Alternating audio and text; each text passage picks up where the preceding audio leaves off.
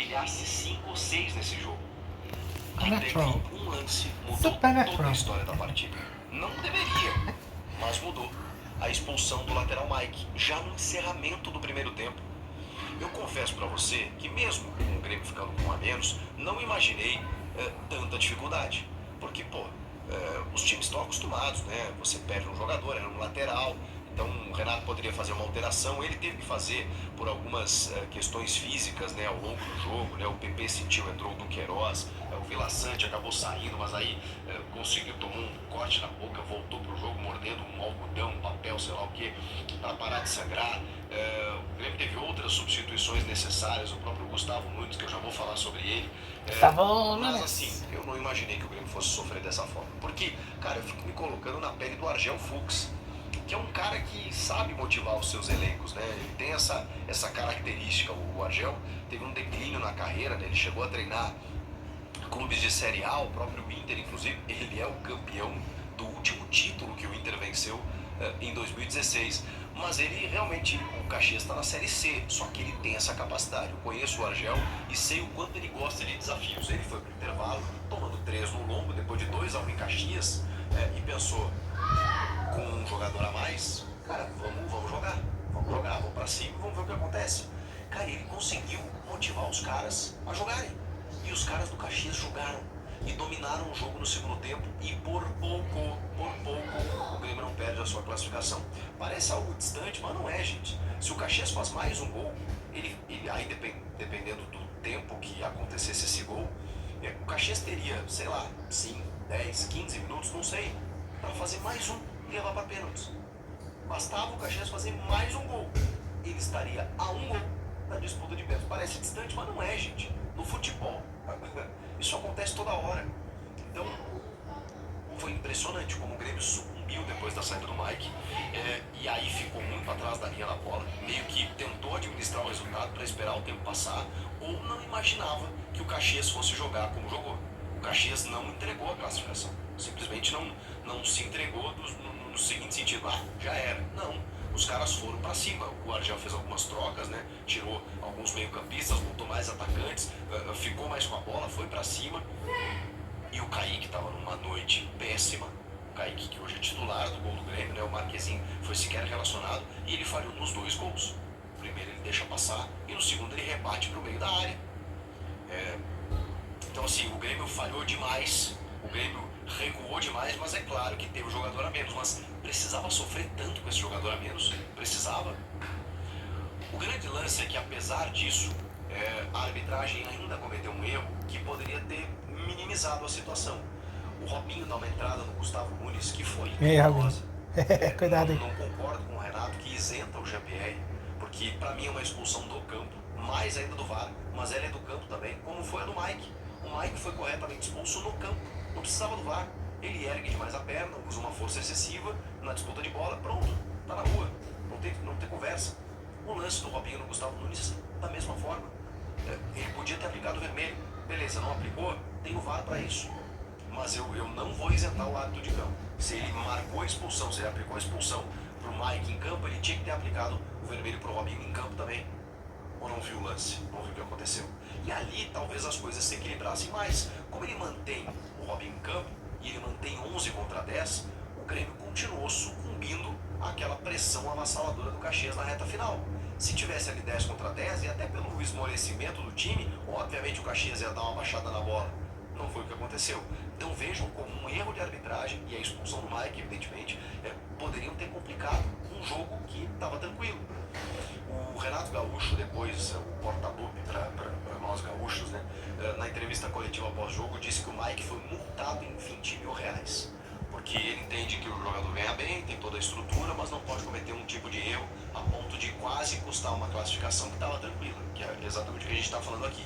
E foi o que o Renato revelou na entrevista, que tem a caixinha, tem a multa e o jogador só aprende quando sente no bolso. Então ele entendeu, o Renato, que realmente o Mike quase prejudicou o Grêmio. A sorte é que o Grêmio tinha construído o seu resultado.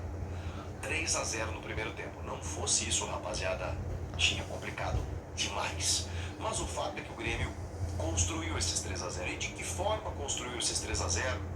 Muito por conta do seu centroavante, Diego Costa. Cara, Diego Costa. Ele faz o primeiro gol num lançamento primoroso do PP pro lado direito, em que o Pavon domina a bola e já toca no ponto futuro. O Diego, cara, ele ataca o espaço exatamente onde ele tem que atacar e empurra a bola pro fundo da rede. Ele é matador. Eu até fui na bilheteria por toque na enquanto. bola.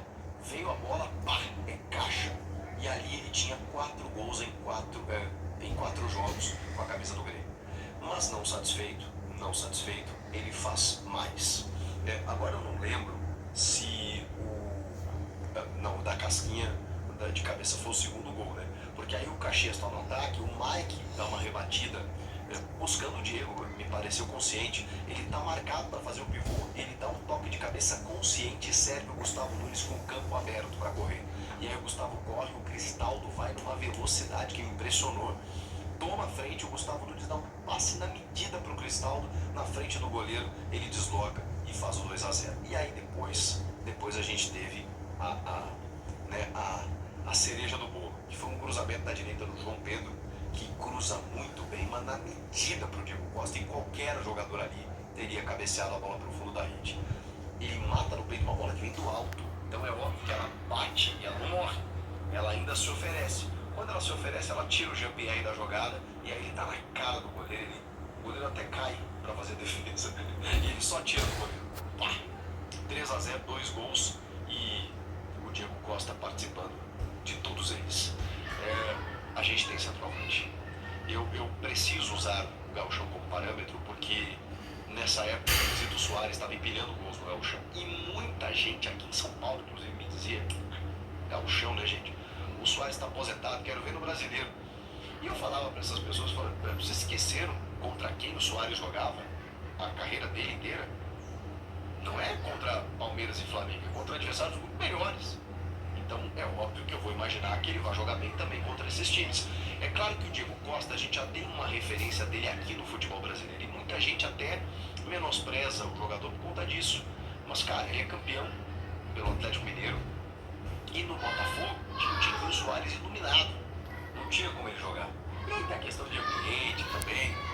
Ele tem a cara do Grêmio, ele tem o jeito e a cara que o Grêmio precisa, que é justamente esse cara envolvido com o jogo, raivoso em alguns momentos, que simplesmente só tem um objetivo na vida, que é fazer gol. Ele tem na carteira de trabalho dele profissão centroavante. É isso que o Diego Costa é, e é isso que ele vai fazer. Eu ouso dizer para vocês que ele vai fazer. Eu não vou falar mais, porque 29 gols é gol pra caramba que o Soares fez no ano passado, mas ele vai fazer perto disso, cara. Uns 25 gols eu acho que ele faz esse ano. E quem sabe, pode fazer até mais, porque dessa vez ele tá bem abastecido, diferentemente do Soares, né? Que era um gênio e que tinha que construir para ele e pro time, e teve muitas assistências também. Ele participou de 46 gols. O Diego participa menos, mas ele finaliza. E aí ele tem Pavon, ele tem o João Pedro jogando muito essa temporada, ele tem o Cristaldo jogando muito melhor, ele tem o Gustavinho, se não for o Gustavinho é o Soteldo, se não for o Soteldo é o Nathan Fernandes. Então assim, ou o PP ou o Vila Sante, vai dar bom, vai dar bom. O Grêmio tem um centroavante. Essa é a boa notícia do jogo. Já falei do sufoco aqui, que o Grêmio poderia não ter tido tanto sufoco, mas com essas peculiaridades da expulsão, do erro de arbitragem, nós tivemos a ótima notícia de, mais uma vez, Diego Costa brocar, cravar 2 gols no jogo, participou dos 3, tem 5 gols em 4 jogos. E o Pavon, de novo, com uma assistência, de novo importante. O Cristaldo, mais um gol, de novo importante. O Grêmio sofreu no segundo tempo, mas está na final do Campeonato Gaúcho. E aí o Renato, na entrevista, foi questionado, foi instigado, ele se segurou, mas não teve jeito, né? Deu aquela cutucadinha. Quem falou, falou. Agora vai ter que assistir pela TV. Parabéns à Grêmio e Juventude que estão na final. O restante vai ter que assistir na TV, aquela coisa toda. E é isso. Grêmio em busca do hepta. Tem a logística para La Paz no jogo contra o The Strongest na terça-feira. E o que eu fiquei com a impressão na entrevista do Renato é que o Grêmio vai pensar jogo a jogo. Vai depender muito do que vai acontecer no sábado, já em Caxias do Sul. Mas depois disso o Grêmio vai ter que ver quem está livre, quem sobrou, quem está em condições, para tentar buscar um empate pelo menos, porque começar uma Libertadores perdendo é muito ruim. E esse jogo na Bolívia, em La Paz, contra o The Strongest, é terrível. Eu diria até que ele é perdível, porque depois você recupera, mas é ruim, né? E é em meio a duas finais, que não dá pra desmerecer, porque o time do Roger Machado é muito bom, o Roger é campeão gaúcho, o Roger conhece o Renato, já foi auxiliar dele, o Roger conhece o Grêmio, teve aqui há pouco tempo, então assim, vai querer, obviamente, botar água no chope gremista, e o Grêmio vai em busca desse heptacampeonato. Meu Deus do céu, 7 vezes campeão gaúcho, será? Vamos ver. O que vocês acharam do jogo? Comenta aqui. E inscreva-se no canal, hein? Tô aguardando a sua inscrição. Até a próxima. Tchau.